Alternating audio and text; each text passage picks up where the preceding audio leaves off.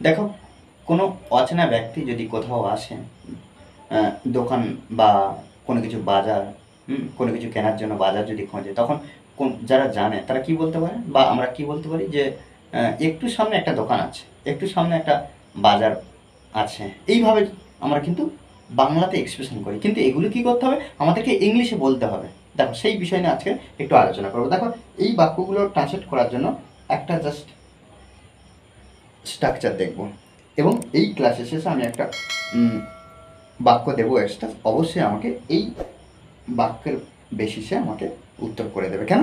কারণ আমাদেরকেও কিন্তু প্র্যাকটিস করতে হবে। দেখো, জাস্ট একটা স্ট্রাকচার দেখি। এই যে আছে, কোনো কিছু আছে, কোনো কিছু আছে, অর্থাৎ পার্ক আছে, 3টি দোকান আছে, হাসপাতাল আছে, এই বিষয়গুলো যখন দেখবো তখন আমরা কি করব,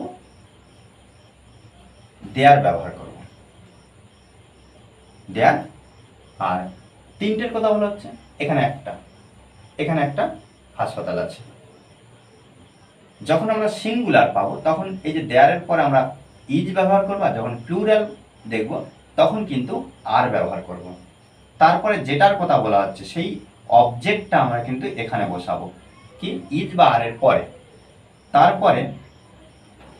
তারপরে কি করে, এই যে একটু সামনে, আর লিটল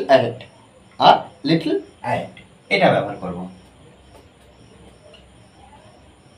লিটল অ্যাহেড।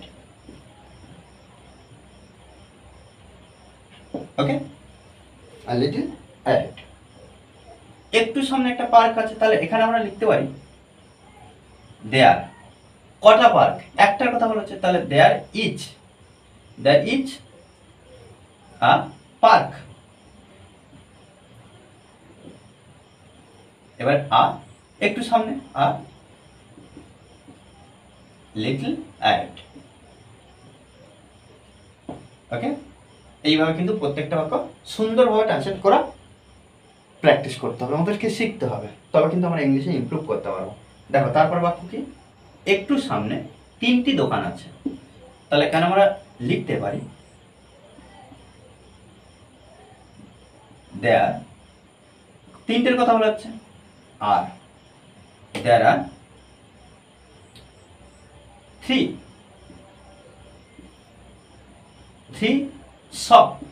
শপ থেকে আমরা কি করব, এস যুক্ত করব। কেন? প্লুরালের কথা বলা হচ্ছে, 3 শপস। তাহলে দেয়ার আর 3 শপস। কোথায়? একটু সামনে, আর little ahead, little ahead. Okay, একটু সামনে একটা হাসপাতাল আছে, there is a hospital.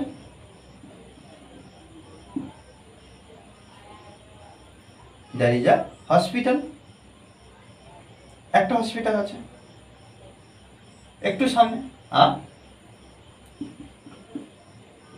Little ahead. Okay, একটু সামনে 2টি রাস্তা আছে, তাহলে একইভাবে কি করব, দেয়ার আর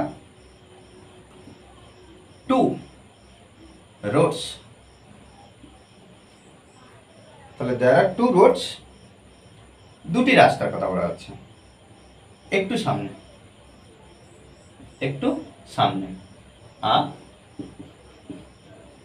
লিটল অ্যাহেড। ওকে, আর দেখো এখানে যে বাক্যটার কথা বললাম, এক্সট্রা বাক্যটা, একটু সামনে একটি বাজার আছে। এগুলো কিন্তু কমন বাক্য যেগুলো আমরা বাংলাতে বলে থাকি। আর এই বাক্যটা আমাকে অবশ্যই কমেন্ট বক্সে জানাবে। ওকে, আর একটাই কথা, অনবরত প্র্যাকটিসের কিন্তু বিকল্প কিছু হয় না।